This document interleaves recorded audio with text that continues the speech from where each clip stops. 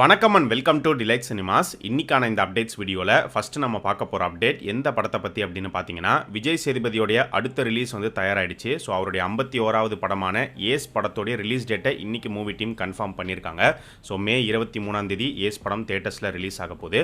இந்த படம் ஒரு ஆக்ஷன் த்ரில்லர் ஃபிலிமாக வந்து உருவாயிருக்கு. இந்த படத்துடைய ஷூட்டிங்லாம் எப்பயோ எடுத்து முடிச்சிட்டாங்க. பட் இப்போ தான் படத்தை கொண்டு வராங்க. இந்த படத்தை எடுத்திருக்கிற டேரக்டர் ஆறுமுககுமார் இதுக்கு முன்னாடி விஜய் சேதுபதி கௌதம் கார்த்திகை வச்சு ஒரு நல்ல நாள் பார்த்து சொல்கிறேன் படம் எடுத்தார். ஆனால் அந்த படம் சுத்தமாக சரியாக போகல. பட் இந்த ஏஸ் படம் வந்து நல்லா இருக்குங்கிற மாதிரி சொல்கிறாங்க. எப்படி இருக்க போகுதுங்கிறது அடுத்த மாதம் நமக்கு தெரிஞ்சிடும்.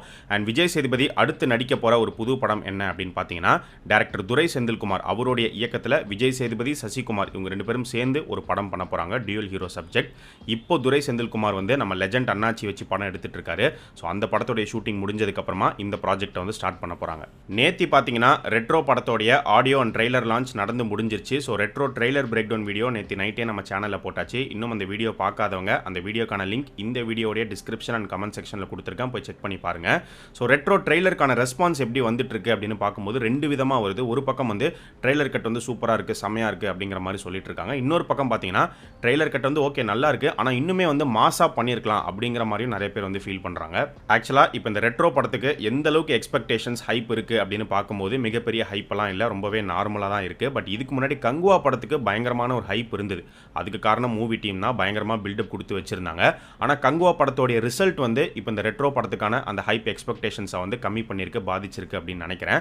ஆக்சுவலாக ஹைப் கம்மியாக இருக்கிறது நல்லது தான், படம் நல்லா இருந்தால் போதும். பட் ஹைப்பாக வந்து பார்த்தீங்கன்னா இப்போ இந்த ட்ரெய்லர் கட்டும் ஒரு மிகப்பெரிய ஒரு எக்ஸ்பெக்டேஷனை வந்து செட் பண்ணலை. ட்ரெய்லர் நல்லா இருக்குது, ஓகே படம் எப்படி இருக்குன்னு பார்க்கலாம், அந்த அளவுக்கு தான் வந்து ஒரு ஹைப் அண்ட் எக்ஸ்பெக்டேஷன்ஸை செட் பண்ணியிருக்கு. சூர்யா வந்து இந்த ரெட்ரோ படத்தில் ஒரு சாங் பாடியிருக்காரு, லவ் டிடாக்ஸ் அப்படிங்கிற சாங்கை வந்து அவர் பாடியிருக்காரு. அந்த சாங்கில் தான் ஆக்டர் ஸ்ரேயா அவங்க கேமியோ அப்பியரன்ஸ் கொடுத்துருக்காங்க.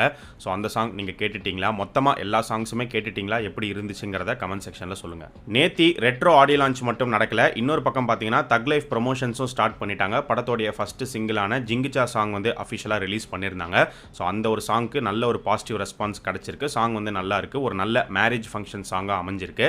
ஆக்சுவலாக மணிரத்னமுடைய நிறைய படங்களில் பார்த்தீங்கன்னா மேரேஜ் ஃபங்க்ஷன் சாங்ஸ் இருக்கும். காற்று வெளியிடை, அலைப்பாய்தே, ராவணன், அந்த வரிசையில் இந்த தக் லைஃப் படத்துலையுமே இந்த சாங் வந்து சூப்பரான ஒரு சாங்காக அமைஞ்சிருக்கு.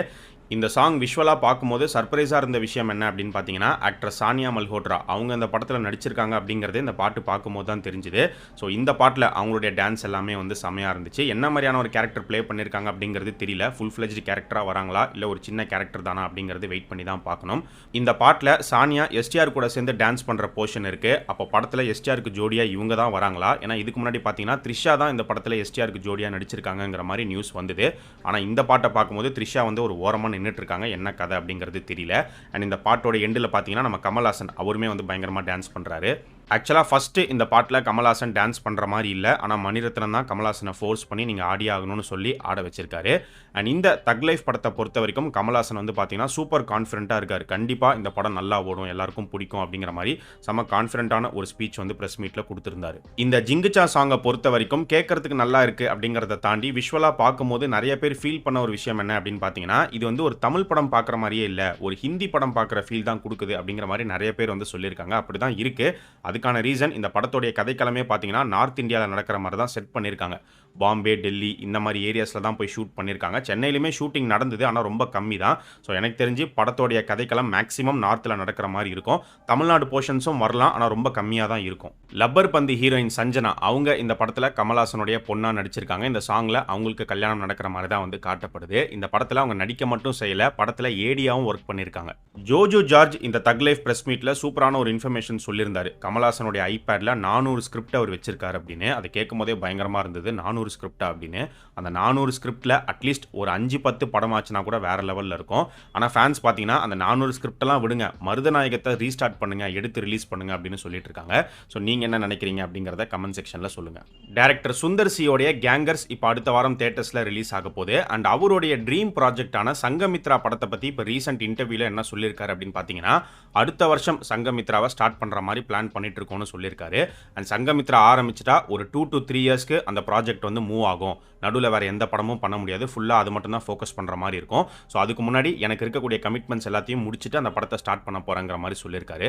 ஸோ சுந்தர் சி எப்படியாவது சங்கமித்ரா ப்ராஜெக்டை எடுத்துடணும் அப்படிங்கிற ஒரு முடிவோடு தான் இருக்காரு. கண்டிப்பாக எடுத்துருவார். ஆனால் பழைய கேஸ்ட் அண்ட் க்ரூ அப்படியே ரீட்டைன் ஆவாங்களா இல்லை சேஞ்சஸ் நடக்குமா அப்படிங்கிறது போக போக நமக்கு தெரிய வரும். தளபதி விஜய் இப்போ நடிச்சிட்டு இருக்கிற ஜனநாயகன் படத்தை பற்றி லேட்டஸ்ட்டாக கிடைச்சிருக்கிற ஒரு அப்டேட் என்ன அப்படின்னு பார்த்தீங்கன்னா, இது கன்ஃபார்ம்டாக தெரியல, பட் உண்மையாக இருக்கிறதுக்கு வாய்ப்புகள் இருக்குது. மே 5ஆம் தேதியோட ஜனநாயகன் படத்தில் தளபதி விஜயோடைய போர்ஷன் கம்ப்ளீட்டாக வந்து முடிய போகுது அப்படிங்கிற மாதிரி ஒரு நியூஸ் வந்திருக்கு. ஸோ அந்த வகையில் மே 5 தான் தளபதி விஜயோடைய last day of Jananayagan shoot. Jananayagan ஷூட்டுங்கிறத தாண்டி லாஸ்ட் டே ஆஃப் ஷூட்டே அதுதான். ஏன்னா இந்த ஜனநாயகன் படம் விஜயோடைய கடைசி படம் அவரே சொல்லிட்டாரு. ஸோ அந்த வகையில் லாஸ்ட் டே ஆஃப் ஷூட் அப்படிங்கிறது விஜய்க்கும் சரி அவருடைய ஃபேன்ஸ்க்கும் சரி ஒரு எமோஷனல் மூமெண்ட்டாக தான் வந்து இருக்க போகுது. ஸோ அந்த டே மே 5 இல்லையாங்கிறது சீக்கிரமே தெரிஞ்சிடும். ஒருவேளை இந்த நியூஸ் உண்மையாக இருந்துச்சு அப்படின்னா அப்போ மே 5ஆம் தேதி ஜனநாயகன் மூவி டீம் கிட்டேருந்து ஒரு அப்டேட் எதிர்பார்க்கலாம்.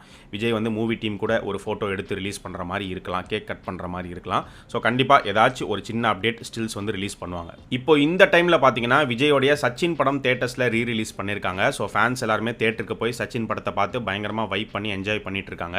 ஸோ சச்சின் ரீரிலீஸோடைய டே 1 கலெக்ஷன் எவ்வளோ அப்படின்னு பார்க்கும்போது 1.76 crores அப்படிங்கிற மாதிரி நியூஸ் வந்திருக்கு. ஸோ இது வரைக்கும் ரீரிலீஸ் பண்ண படங்களில் ஹையஸ்ட் கலெக்டட் ஃபிலிம் டாப்பில் இருக்கிறது கில்லி தான். ஸோ கில்லி ரெக்கார்டை சச்சின் பீட் பண்ணுமா அப்படின்னு கேட்டிங்கன்னா சந்தேகம் தான். மேபி செகண்ட் ஹையஸ்ட் கலெக்டட் ஃபிலிமாக அமையறதுக்கு வாய்ப்புகள் இருக்கு. ஆனால் அது ஓவரால் ரன்ல தான் இந்த படம் எவ்வளோ கலெக்ட் பண்ண போகுது அப்படிங்கிறது தெரிய வரும். சச்சின் வந்து செமையான ஒரு படமான்னு கேட்டிங்கன்னா அப்படிலாம் கிடையாது, ஒரு சுமாரான ஒரு படம் தான். பட் அந்த படத்தோடைய ஹைலைட் என்ன அப்படின்னா விஜய் தான்.